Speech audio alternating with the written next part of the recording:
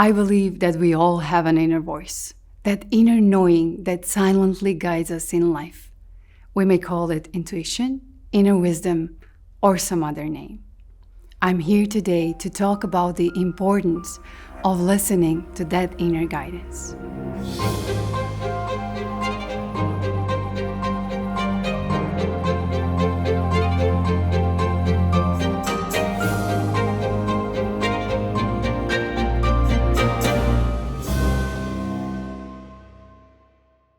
I am Martina Tisljar, and this is my Oxford Talk.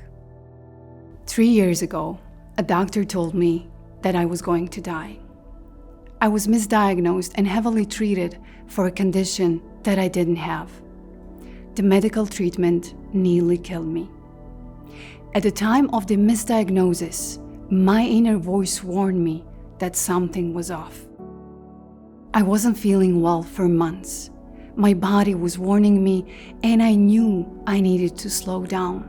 But in my mind, I didn't have time for that. I ignored it until it became worse, and my body couldn't handle it anymore. Even though somehow I just knew that I could fix this in a natural way, just to be on a safe side, I decided that I should visit a doctor. The moment when the doctor informed me that I had a severe autoimmune disease, I got scared. Although every fiber of my being screamed that something was wrong, I didn't listen. I was consumed by fear and negative thoughts. I was thinking about my work, but most importantly, I was thinking about my son. At that moment, I was a single mother, and in my mind, I couldn't afford to have an autoimmune disease and physical weakness. I believed it would be irresponsible to reject treatment, no matter how counterintuitive and utterly wrong it felt. I couldn't overcome the weight of those thoughts, the shoulds and musts. So I gave in under the external expectations of what is a responsible decision at that moment. Soon after the beginning of treatment, my body felt like erupting because of the heavy medications. Blood tests came back negative. My thyroid, kidneys, liver had all started to fail. I felt like my entire body was shutting down. The climax of this nightmarish journey arrived with another doctor's haunting proclamation. You are going to die. Well, for me, that was a very good moment to start to listen to myself, my inner voice, despite the heavy emotions and noises in my mind, regardless of the opinions and attitudes of those around me. And I did. I silenced all the noise, the external noise, the noise within my own mind, and the storm of my emotions. I stopped working and turned off my phone. I went out in the nature, allowing the silence to guide me. In that silence, I reconnected with the rhythm of my own existence.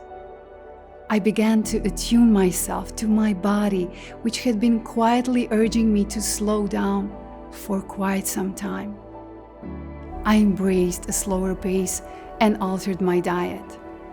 I initiated a dialogue with my body, and I reconnected with my intuition, the one I discarded under the weight of emotional drama and outside noise.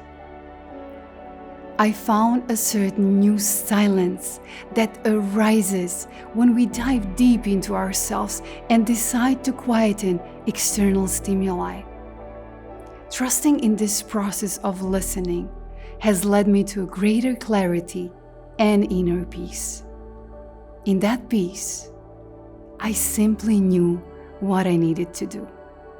I decided to stop the treatment and return to the healing powers of nature. I relied on my knowledge and I sought support when I needed it. I recognized that everything finds perfect support and balance when there are no disruptive intrusions, no noise in the form of thoughts, beliefs, and emotions. During that time, Dr. Bruce Lipton's profound teachings, shared in his book, The Biology of Belief, resonated within me, reminding me that our thoughts shape our biology. We possess the power to reshape our beliefs and rewrite the narratives that negatively impact our health and well-being. In the present day, the themes of self-love, acceptance, and authenticity dominate our conversations. I have dedicated my life to unearthing the answers, to loving ourselves, accepting ourselves, and embracing freedom to live in alignment with our own truths. I have delved deep into the realms of modern psychology and physiology, exploring the concept of emotional freedom. I have spent years in pursuit of these answers. Yet, even as I was living my purpose, I found myself trapped in a cycle of chasing external expectations once again. I had been merely running, allowing the shoulds and musts to dictate my path. The echoes of my past had taken control, leaving me no time to pause and silence their whispers. However, life, in its infinite wisdom, intervened and brought me to a halt. In that pause, I discovered gratitude, a profound gratitude for the opportunity to stop, to listen, and to look into the echoes of the past. I confronted the faces of those echoes, whispers that told me I wasn't good enough, that I had to diminish myself to deserve love and acceptance. I cleansed my inner space, freeing it from the clutches of overwhelming thoughts and emotions. I embraced myself and everything I was feeling. I listened and followed the voice from within. In his book, Power versus Force, Dr. David Hawkins talks about the map of consciousness, which is an emotional scale that represents different levels of consciousness or emotions. He shed light on the profound impact of negative emotions, which can overshadow our access to inner wisdom and intuitive guidance. In those pivotal and crucial moments, our emotions become dominant forces, overwhelming our senses and leading us astray from decisions aligned with our highest good. I discovered my truth beneath the layers of thoughts, emotions, and beliefs. I came to realize that we are not bound by obligations or shoulds to attain freedom. My perspective shifted from I must to I want to. I recognized that freedom is not something bestowed upon us by others. It is something that no one can take away from us but ourselves. I discovered freedom in trusting my own voice. I found freedom in taking responsibility for that voice. I found freedom in having the courage to listen to my inner voice.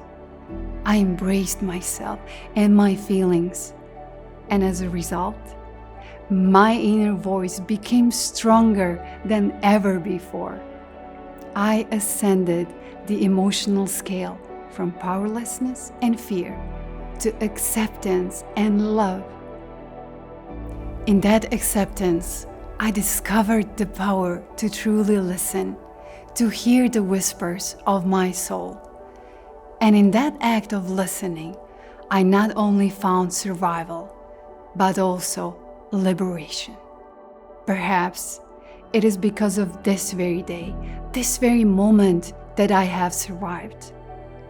I'm here today sharing my tale as a testament to the profound importance of not disregarding life's simple wisdom. If we neglect life, life in turn will neglect us.